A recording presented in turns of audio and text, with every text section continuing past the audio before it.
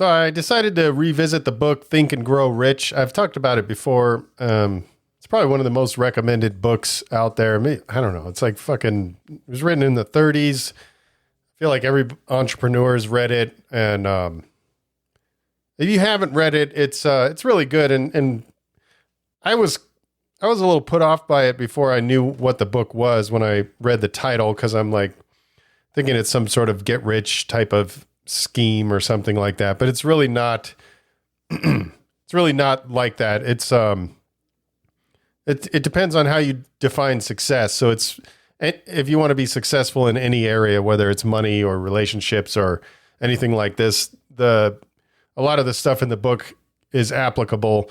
And one of the things that I'm not going to really get into like the book specifically, but some of the takeaways or things that led me down a path of thinking certain ways. And then I'll get into kind of why it's turning into an episode of this fucking thing is. So number one, anything you want in your life, it's generally starts with a thought. So if you wanted to buy something, or if you wanted to get into a relationship, you decide you want to do graffiti, you decide you want to do some kind of art. All of these things start with a thought, and then your mind, kind of works on that. And so your conscious thought, you might be thinking about, let's just say, for example, you want to buy this type of car. So your conscious mind is constantly thinking about it. I really want this car. I want this type of car, all this kind of shit.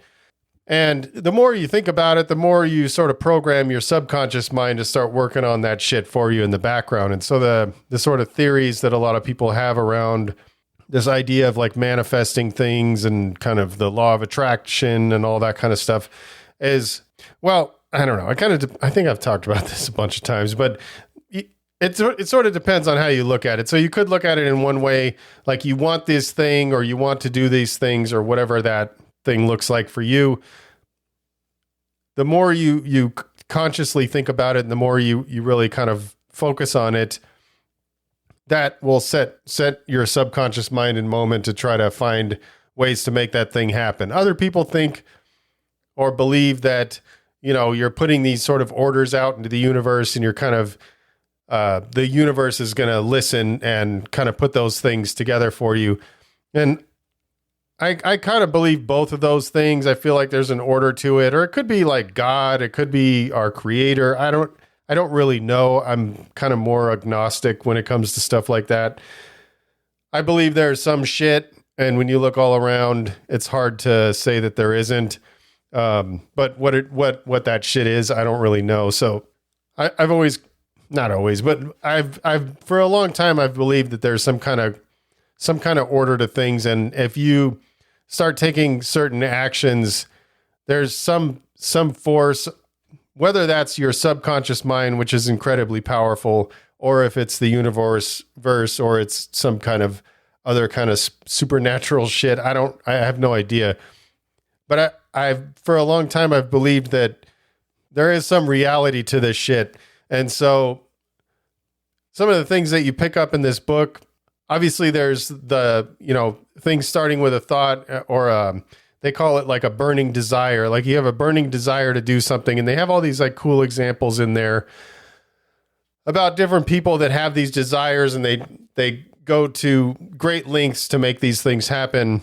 And then there's also the idea of like having this extreme determination, like you're going to do whatever it takes. And a couple of examples, one of them is, I don't even know if this really happened. I've heard this story before, and you might've heard this too. It's sort of like, this army lands on the shore to fight this battle, and the person in charge ordered everybody to burn the ships. And he told them, look, the ships are burned. There's no way we can give up. Like we're either going to win or we're going to die. We've given ourselves no plan B. And in the story, that army won. They sort of manufactured this kind of like no way out kind of scenario by burning the ships. And so a lot of times in entrepreneurship, they talk about the same thing there, no plan B and all that kind of stuff. And I believe in that as well. Like, I don't feel like I don't have a plan B that I would like to do, like if everything went to shit that I'm doing now. I know there's other things I can do, but I still have that mentality that there's no plan B, like as if I've burned the ships and this business that I'm doing right now, that's it. So you have this burning desire and you have this determination to make it happen, whatever that is. And so I have that with my business. One thing that I struggle with though is kind of like doubt. And I don't really have doubt in I guess everybody sort of doubts themselves at times, but I worry a lot. So I stress out when sales numbers are down, and then when sales numbers are up, I stress out about different things, so it's an interesting kind of way to live life. But, I do have that sort of like burn the ships kind of mentality. Like I'm doing this one way or the other. And, some things that they talk about in the book, and some things that I was reminded of when I was going back through it is, your belief in something, you could sort of manifest the reality that you have in your mind. So, I mean, some of the things that they talked about, like having this strong belief that something's going to happen, and those things did happen. And so it goes both ways, and they gave examples of both ways. It's like you can believe something bad is going to happen, like you're going to get sick or something like that, and you can sort of manifest that sickness if you believe it strong enough. And then on the other side of it, if you believe that something good is going to happen, then that kind of pushes that thing towards you, or pulls it towards you. So what led me into recording this thing is the other day, Jesse and I were going to this party. It was this one of her friends, and her dad is this like rich guy, and he has like a mansion and all this stuff. And the party was at this mansion. And so I didn't realize that until we were on the way there. And so when she told me that, I kind of immediately start judging myself when I hear about things like that. Cause I'm like, man, I can't afford a mansion. Like, I don't know if I'll ever afford, I don't really want a mansion, but I want that kind of money. There's a lot of things I would like to do, so it starts making me think about myself, like, and sort of like where I'm at in life in sort of a negative way. I probably would have dwelled on that for a long time in my younger years, but nowadays, like, I understand that those kind of thoughts are powerful. And if you start to go down this path, like, man, I'm 50 years old, and I'm not nearly where I want to be, and like, how am I going to get there, and all this kind of stuff. And you could really lead yourself down these kind of negative paths.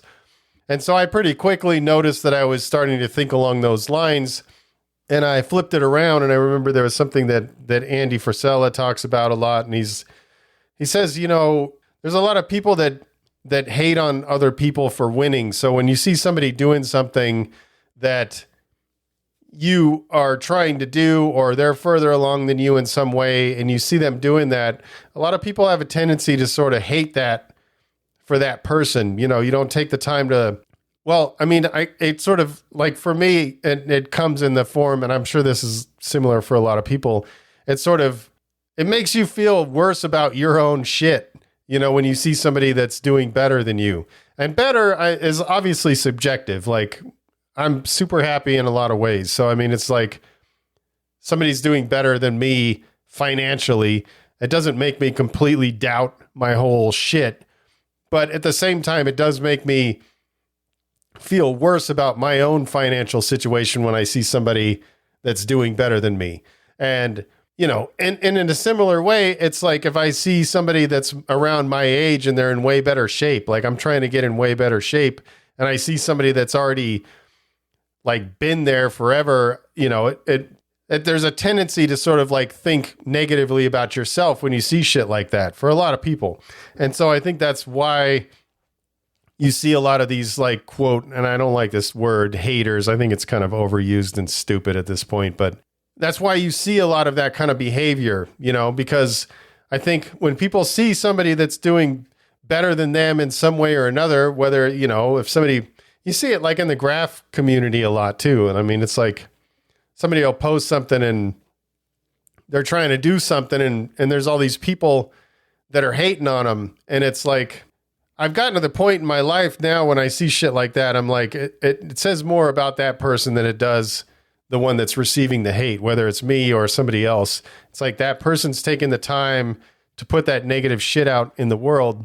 And so kind of flipping it back to what I was originally talking about is like having that stuff happen in your own mind. And that's what was happening to me very briefly. And this just happened to happen. Like I listened, I have this book on, I've read the book and I also have it on audio.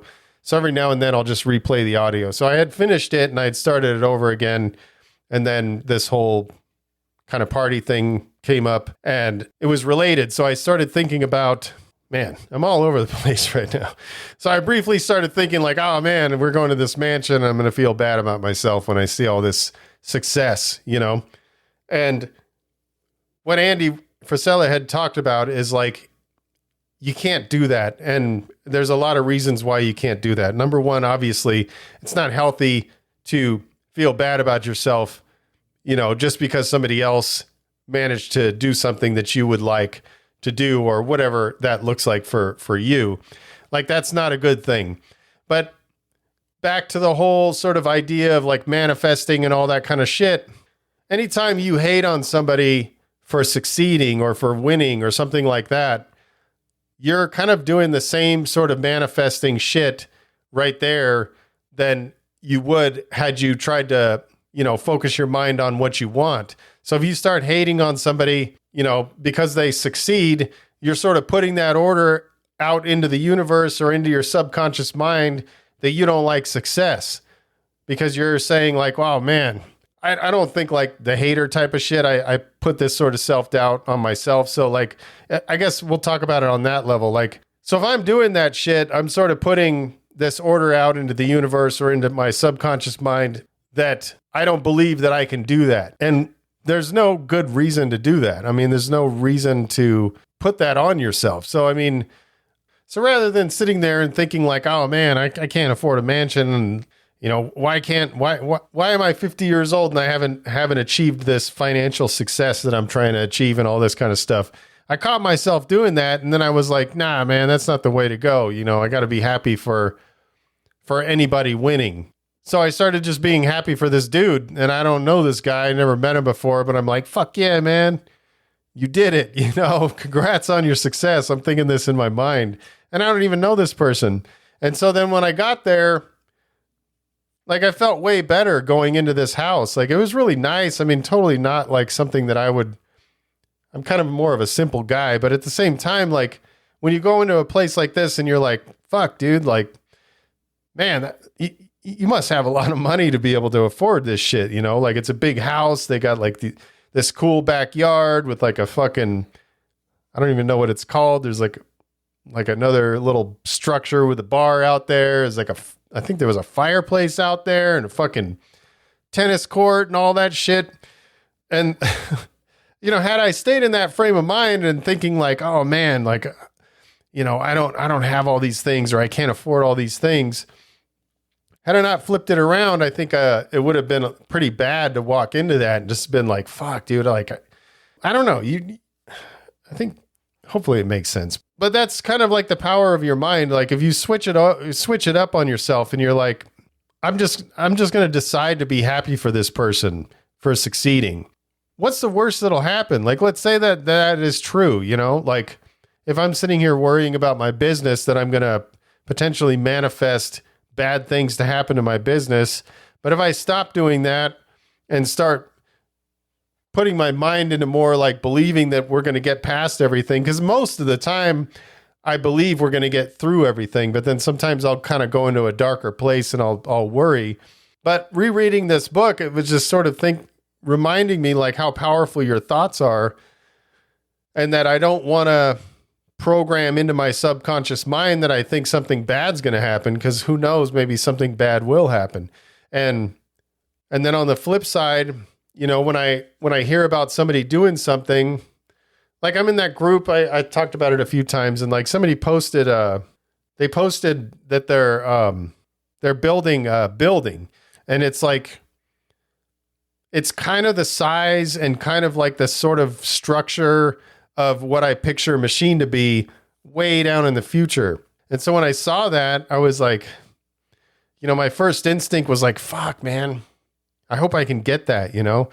But then I caught myself and I'm like, nah, you got to celebrate that. Like, I don't even know that guy either, but I want, if anything or anyone or the universe or my subconscious mind or anything, I want that shit to know that I want those things. And by sort of getting a negative feeling about myself when I see somebody else winning is not going to do that.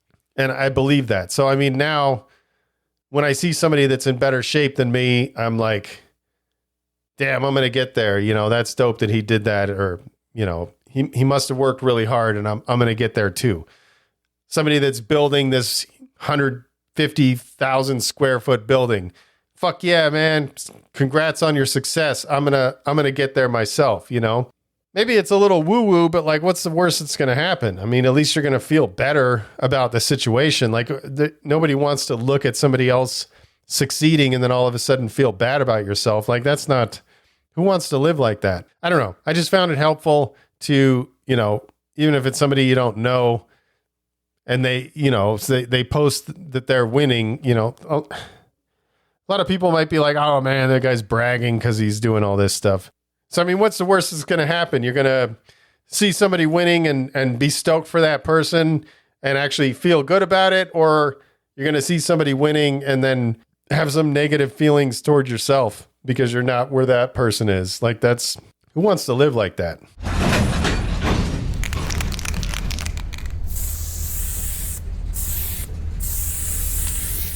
All right. Good. Appreciate each and every one of you guys who are supporting the cause and continue to spread the love. And yeah, stay up.